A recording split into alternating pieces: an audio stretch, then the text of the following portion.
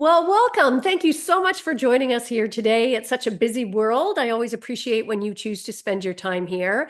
And today we are reaching out to all of the writers or wannabe writers, and you're going to have the pleasure of listening to author Gwen Tuinman talk about negotiating the writer's life with Gwen Tuinman. And I thought I'd call the episode Ink, Intuition, and Inner Strength. So definitely, if you are a writer, you're going to want to go grab a pad and paper or your laptop and get some golden nuggets here. So welcome, Gwen. It's so great to have you here.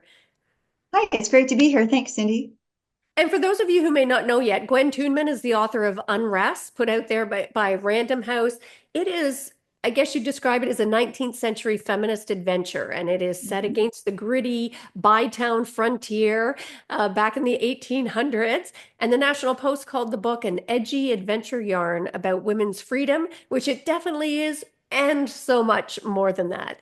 And Gwen's descended from Irish tenant farmers, which I suspect informed this particular story, and also English Quakers. And her storytelling influences, Gwen will describe as including soul searching, which you will definitely see when you read this book, an interest in bygone days, and the complexities of living a life, living into your life, which of course we are all about here at Art of Feminine Negotiation. So, Gwen, why don't we dive right in? Now, you've lived through indie publishing, traditional publishing, and arguably all the spaces in between. What would you say is one of your biggest negotiations with yourself through those transitions, through that process? It can be a tough process.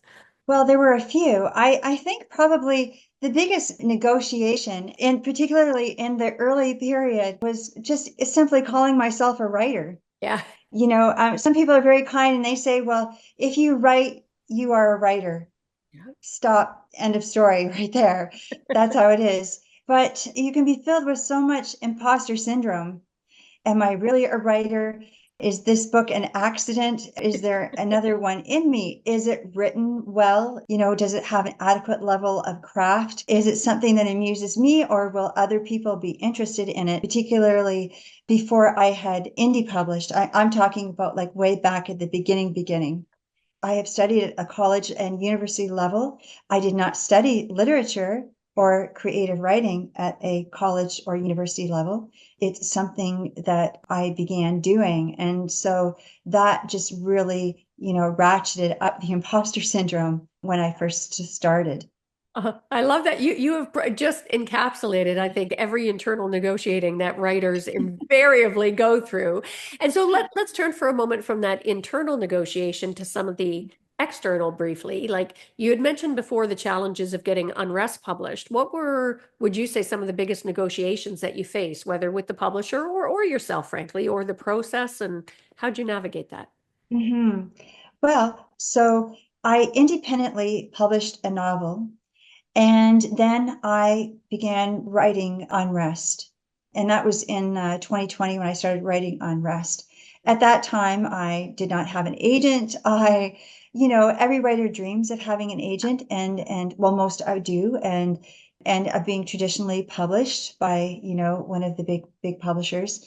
It's a dream, but it's almost such a dream. It's abstract. Like you're not sure that it will ever happen.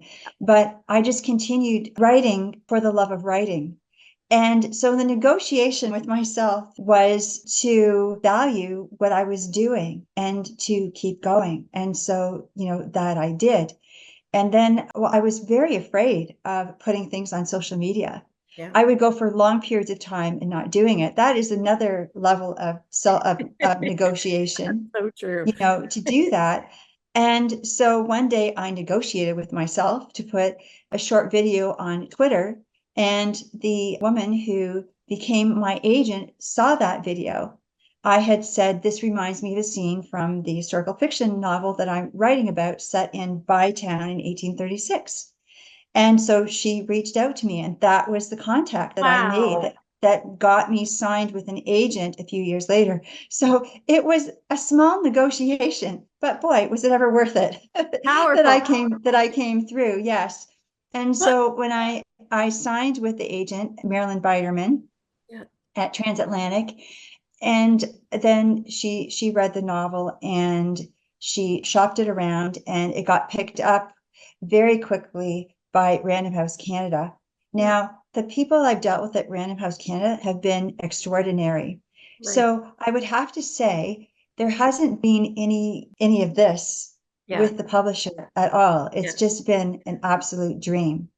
But I will say this, especially when I was a less experienced writer, if someone gave me a suggestion, like for the book I independently published, if someone gave me a suggestion or pointed something out, a critique of the book, I would always defer to them. I Ah. would always assume that they were the smartest person in the room. But now, as my experience has gone along, I have found out that's not particularly true. Yeah. The critique may be valid, but I'm the artist, Yeah. so I negotiate with myself, I guess, whether I think that that applies to my vision for the book, if it is an asset to the book, Yeah. if I will accept that or just keep going on my way. Now, when the editors at Random House make a suggestion early on in the editing process, I would just say, absolutely, absolutely. And they give great ideas. So it was very low risk, okay, for me to agree. Yeah. Yeah, but now with the experience, I have the confidence that I gained the confidence that when there was one thing that I didn't agree with, I simply said so. And it wasn't like a big conflict or anything like that, except the conflict was in me. Yeah. Because, we're always taught, be nice, be quiet, don't make waves, go along. And so that's what I did. So I just spoke up. In this particular circumstance, it wasn't a situation where I was really saving the integrity of my work by speaking up. It was Yeah. just a small thing. But for me, it was a big accomplishment. Yeah, that's a lot of growth and so many valuable lessons in there, Gwen, frankly. I mean, and for our listeners, I hope you're catching, and if you're writers out there and in life, everything is a negotiation. I mean, that is such a unique story about something that you put and got noticed by one of the top literary agents, certainly in this country, on a from a Mhm. Twitter post. I mean, that's it just goes to show you everything that you do when you put yourself out there in the world is a form of negotiation. Sometimes you're not even aware that it's happening. I love the messaging you gave us there that if, take what works. We get feedback all the time, and as part of our negotiations, sometimes you need to be open to listening, that your perspective it perhaps is not the best option, and being open to make those changes. And also knowing when you need to trust yourself, right? And trust your own instincts. So take what works and release the others. But I also love the message that because I think when people think about negotiation, they assume it has to be hard, and it's what intimidates a lot of people. And as you see from Gwen's experience, it doesn't have to be hard. I mean, that negotiation with Marilyn happened so seamlessly, as did her book getting picked up so quickly. So thank you for sharing that. Now, you've said before, Gwen, that something that I may be bastardizing the quote, but I am in my work, but I am not my work. And I thought that was such a powerful reframe for writers. And I'm wondering, how did you learn to separate your sort of self-worth from external validation? Especially in a field where rejection for many is often the norm. Yeah, I'll talk at a higher level first, and then I'll go to a lower level. The higher level being like out there in the world, people who consume our art. If they read our book, if they look at our painting, if they listen to our music, some people aren't going to like it. It's not for them. It doesn't mean it's bad art. Yeah. It just means it wasn't for them. It could be for them next week when they're in a better mood, Yeah. or maybe it's for their friend, but it might just not be for them. Just like for you and I, we don't like every song we hear. We don't form a special bond to every book we read, even if it's a wonderfully written book. It depends on so many factors. And so, for that reason, if you write, and I'm speaking as a writer, so I'll speak in those terms. If you write a book and you see that somebody on Goodreads has said something monstrous, which happens. Yeah. I had a negative review on Goodreads. I'll just say it out loud. Everybody gets them. And Yeah. when I read it, they were trashing characters who weren't even in my book. Oh, geez. so these things happen, right? Yeah. But anyway, to get back on track again, if your work is not for somebody, it doesn't mean that it's not well done. It's just for somebody else. And you just, you know what, you keep talking about it, you keep sharing it, you keep putting it out there. The people that it is for are going to find it. They might find it quickly, or they may find it very gradually and not as fast as you hope, but they will find it and they will connect, they will get there. And yeah, and so you have to separate yourself from that. Otherwise, you die a million deaths every time you see something negative. And it would be so soul sucking and paralyzing. And so if you're a person who cannot look at those things and separate yourself from them, then you just need to get that app off your phone and don't look at it. Yes. You know, just disregard it and go on your way.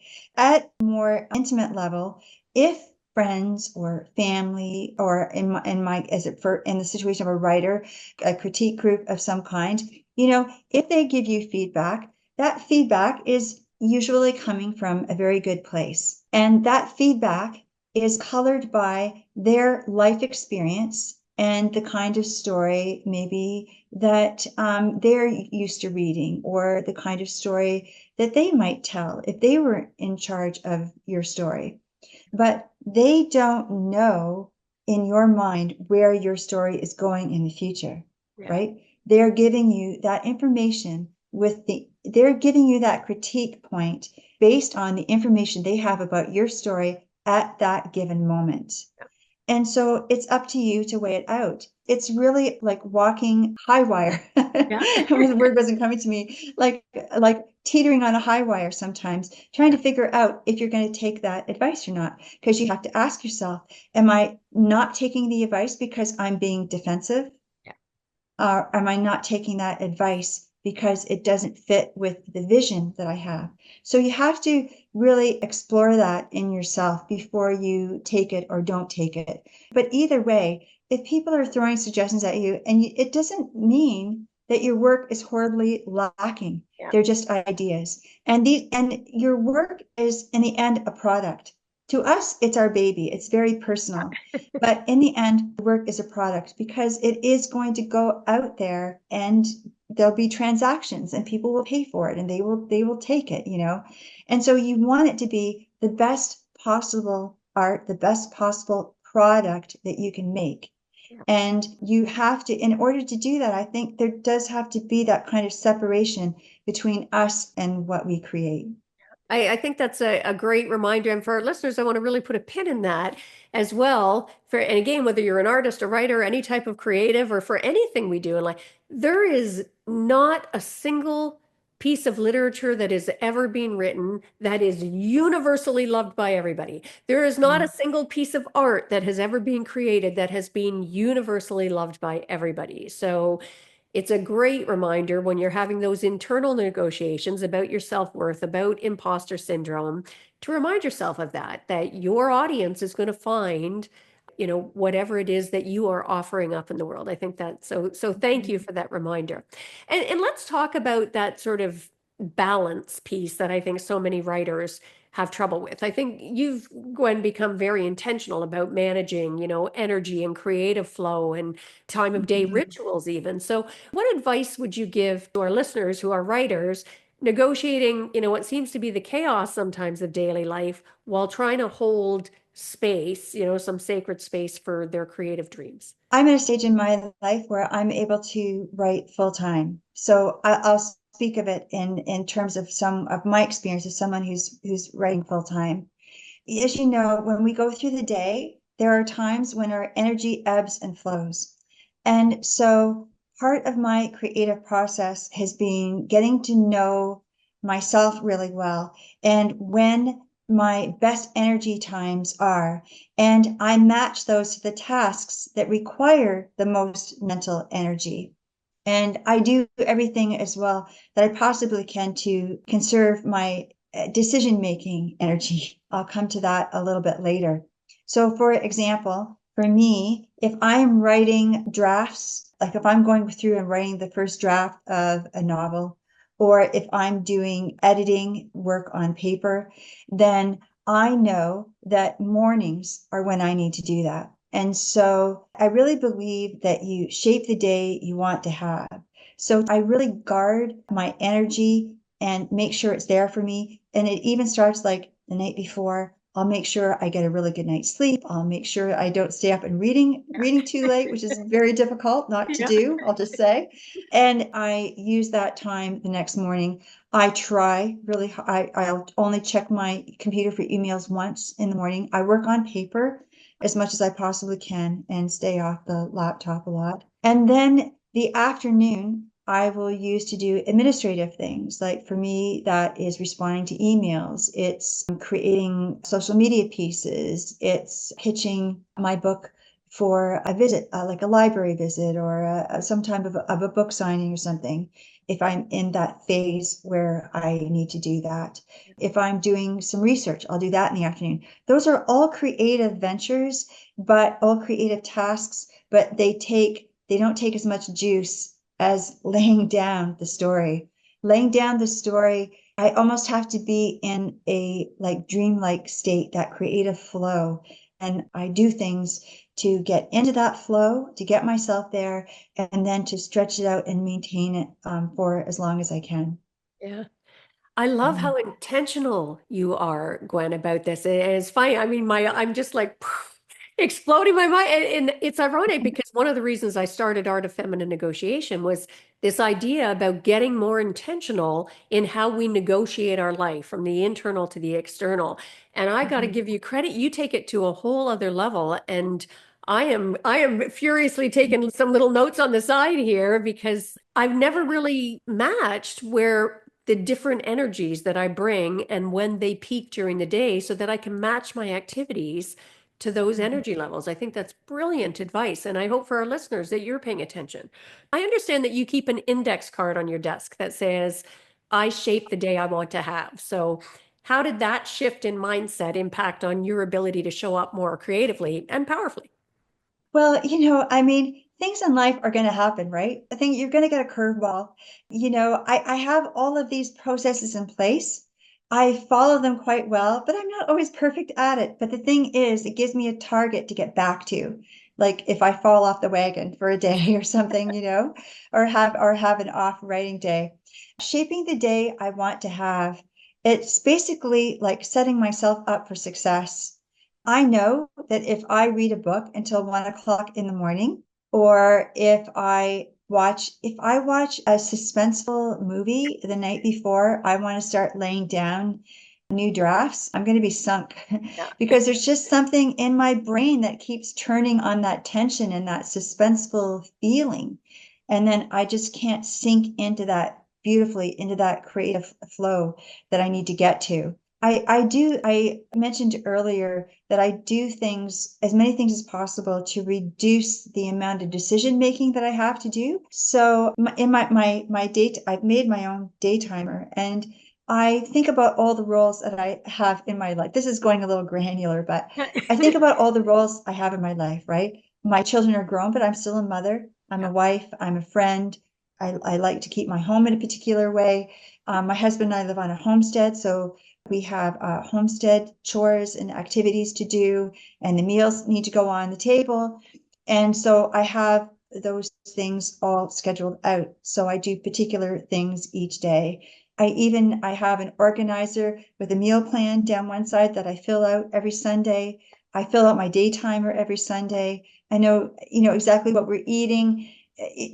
Everything, just any decision making that I can eliminate keeps me stressor, like lower stress, Yeah. and just helps me get into creating the art. Well, listeners, Gwen has just set the bar for all of us about raising that intention. I love it. These are great practical tips that I Yeah, think it's fair to say I'm most glad. of us Thank don't you. engage in. And I want to, you are so open and raw and vulnerable. I mean, you've turned that sort of self-doubt into a tool for empathy and connection, even in your talks and your social media presence. It's such a beautiful thing to see. And for so Oh, thank long, I you. think we've been conditioned to sort of shy away from vulnerability, that we see it as a weakness. And obviously, you've been able to use it as a superpower. So I'm wondering if you can just speak to for a minute how vulnerability can be a powerful negotiation tool in our personal and in our public and our private lives.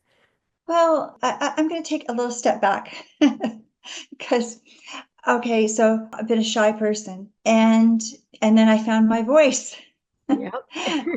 And I just think that, in the latter of generations, I'm just far enough I'm just on the right rung that I almost feel a responsibility to just talk openly about certain things. And if I keep it a secret, it's telling myself that I'm ashamed of those things. Mm, And I'm not ashamed of those things. yeah. In our earlier discussion with you, I talked about, experience of domestic violence for 12 years that I went through. And I speak openly that as a result of something that happened, an assault in that relationship, that I have brain injury that affects me and how I work, and I share that. And I don't know, I just think that I've just reached a point where I don't know, I can't explain. I don't feel I'm answering this very You effectively, are. It's a beautiful answer. um, but I feel almost like a moral responsibility to just share and to just say, I want to say sisters, but of course these things are happening to men as Yeah. well. But I have in my heart for women. So to just say, hey, women, sisters, female, these things happen. These things happen. Everybody on this app, on Instagram or wherever you're looking at, everybody's not all doesn't have a perfect life. Yeah. People aren't doing more or better. They're just doing different. Yeah. And we're going through life together. So why not share and say, I have been here, I have done this, I've been impacted by this, but I thrive and I grow. If little old me can do it, you can do it too. So that's why, I share those kind of things. Yeah. I just have it in my heart to do that. Oh, it's great. I don't have an agenda. Yeah. When I started doing social media, I found it horribly intimidating. And I felt like, who should I be on here? Yeah. Who should I be? I'm looking at all the shiny people and I'm trying to pick up the persona. Yeah. Well, will I be the expert? No, because I feel like I'm continually a student of everything, of writing, of being a human, of you name it. I feel like I'm still a student of all those things. So I don't feel like someone who should be teaching. I feel like someone who's comfortable sharing. And then I found my voice over time and became a much more confident person and flowered somewhat. And then instead of needing to take on a persona, I could just be me. And so this is just kind of what has naturally evolved. Yeah. And me is all I know how to be. Yeah.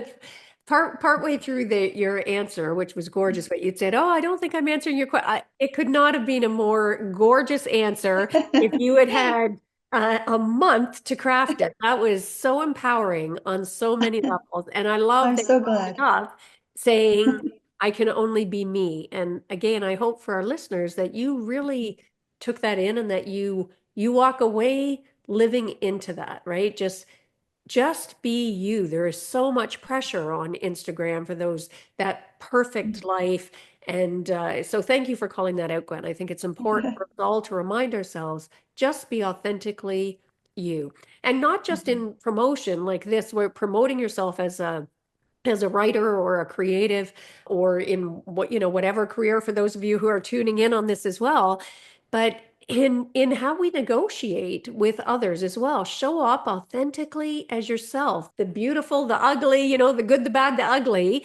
It's what makes us human, and it's what builds rapport and connection that allows for more honest negotiations personally and professionally to get better outcomes. So I love that answer. I love that answer. And actually I was going to ask you, for our listeners who are maybe feeling stuck, what advice would you give them about the power of claiming their voice? But I think you've probably just answered that, right? Gwen, I mean, really, I feel like you just gave us quite the master class there on how to claim our voice. Just be ourselves authentically. Is that fair? Mhm. Mhm. I was curious, what's one thing that you used to believe about writing or success that you have since had to renegotiate with yourself, renegotiate your perspective on it? Maybe a belief that you Um, had about what it meant to be a writer or whatever. Everything I wrote was so precious. I didn't want to let it out of my hands. And I didn't know where to, every time if I wrote a story, I didn't know where to spend it. And I was too afraid I honestly sat on a lot of short stories and things. I was too afraid to send it out. And I think in retrospect, part of it was, how or when will I ever write anything this good again? Like that's what I thought at that point. Like the creativity and the things that could come out of me were finite. But what I've since discovered is that creativity is infinite. And it's interesting because it's a thing that the more you spend, the more you have. You Uh-huh. never run out. Yeah. So if you write something, you create something, you just keep pouring it out like a pitcher of water. And that water, that creativity is just going to keep going, going, going, going. And when you look at that jug, it's just going to be filled to the top, even though you just tried to pour it out. It will just keep on coming. So don't be precious and don't be afraid to send things out. They may get rejected, but they may not. Yeah. And every time you send something out and don't get it published, it can be discouraging. But you also have to remember it is bringing you one story closer to the one that will get published. Yeah. That's so And great. so to not give up, just keep at it.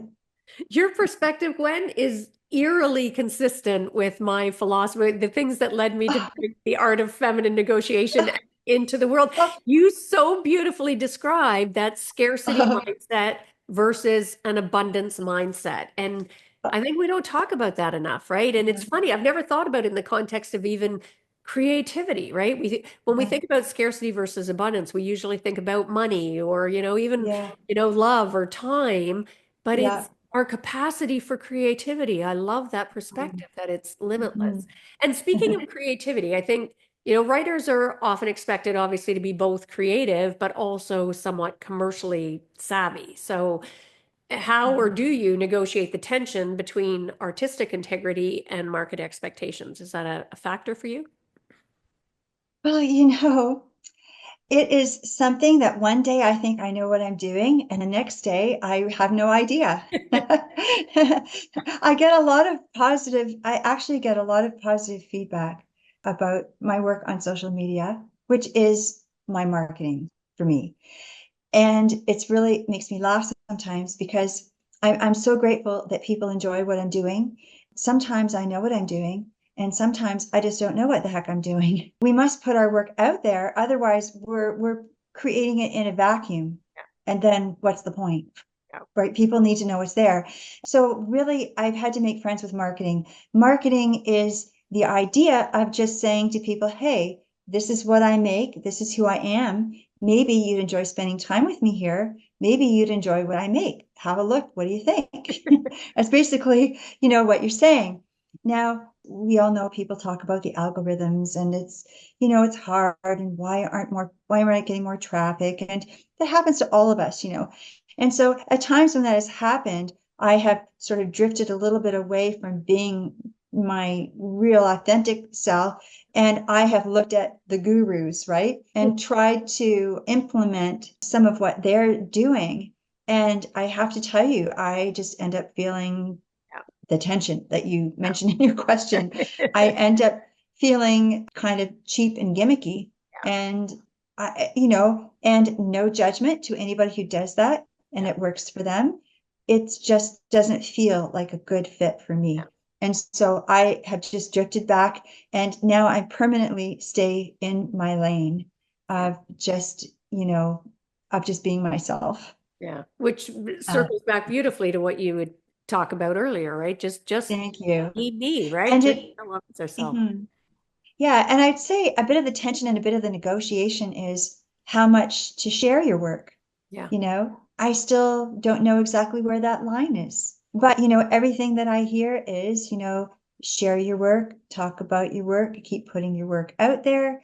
In the old days on TV in a commercial, they'd say people need to see it 7 times before they'll take action. But on social media, it's like they need to see it 7,000 times. Yeah. And That's true. mhm.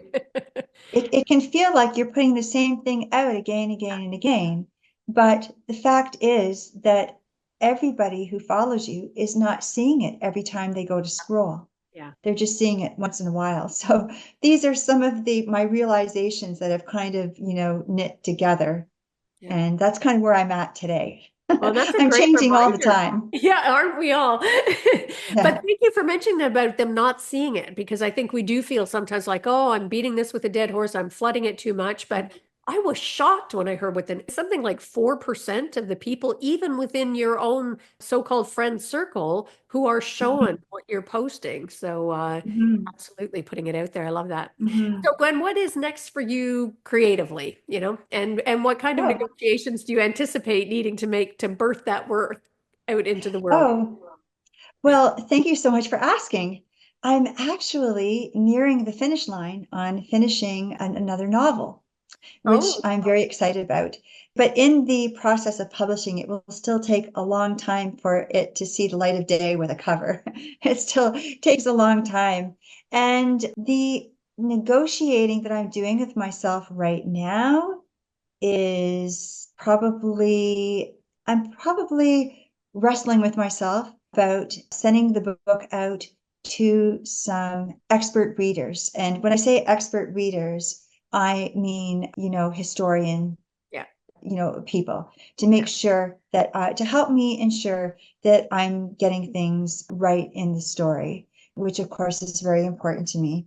And I say I'm wrestling with it, and I can't believe I'm going to talk about this, but because of experiences that I've had in my life, I have this fear, almost like a phobia of, not a phobia, that's too strong of a word, but I have a fear or like a strong reluctance against asking for help. yeah. And even though have had this beautiful life for 26 years, but the seeds that were planted earlier in me they're just so deep, Yeah. and it comes up every once in a while in this kind of form.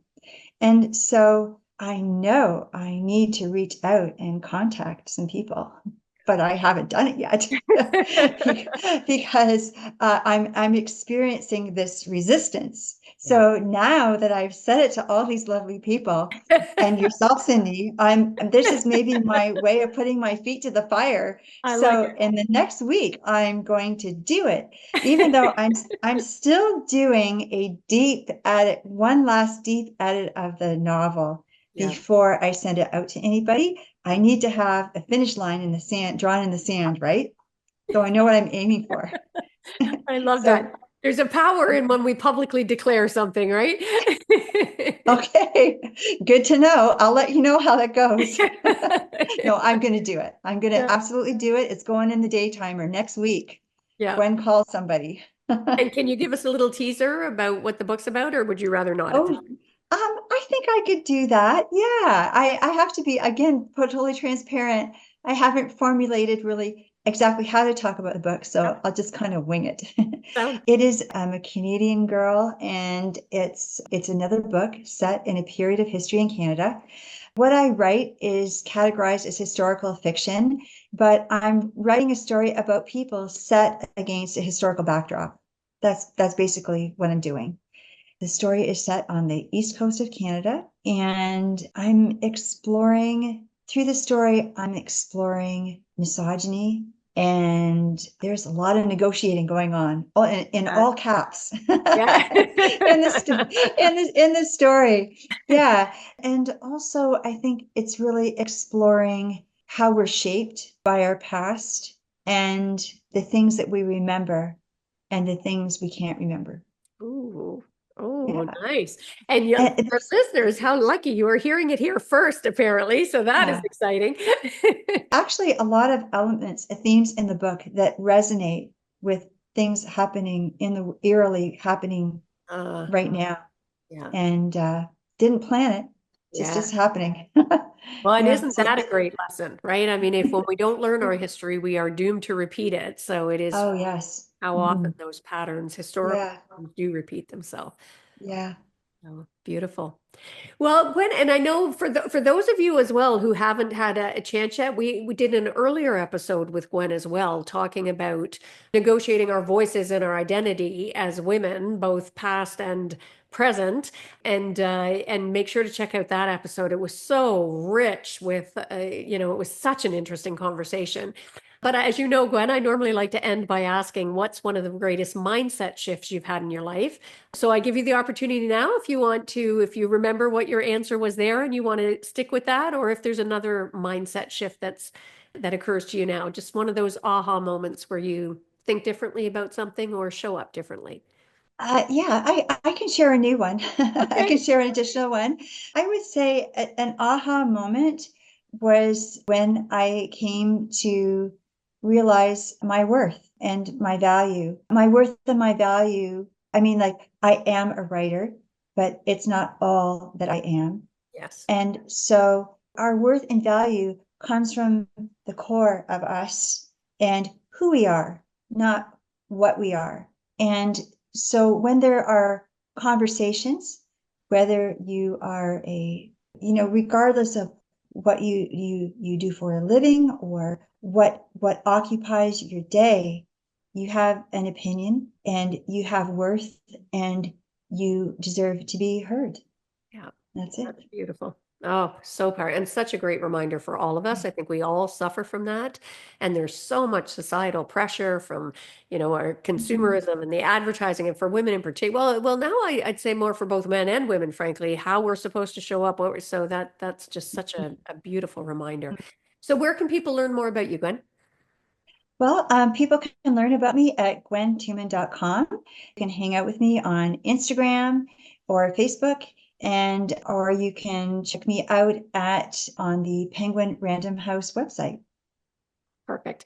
And thank you so much. As always, it's just, and I can't wait to get you back when your next book comes out as well, so we can talk about that. Again, for our listeners, the book is Unrest.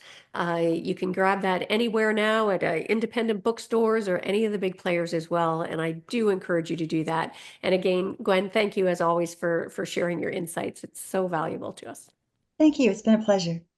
And for our listeners, again, I have no doubt there was just so much value in this episode. Make sure to subscribe if you haven't. And please, I often say, give the gift of sharing. And before we sign off today, as always, I want to share some ways we can work together. If you are looking to up-level your negotiation skills, and not just in business, but personally, professionally, negotiating your own mindset, I've got everything from online to group to my signature mastermind or VIP experiences to help you better leverage your innate power so you can get more of what you want and deserve in life. And if that sounds interesting, check it out at Art of Feminine Negotiation.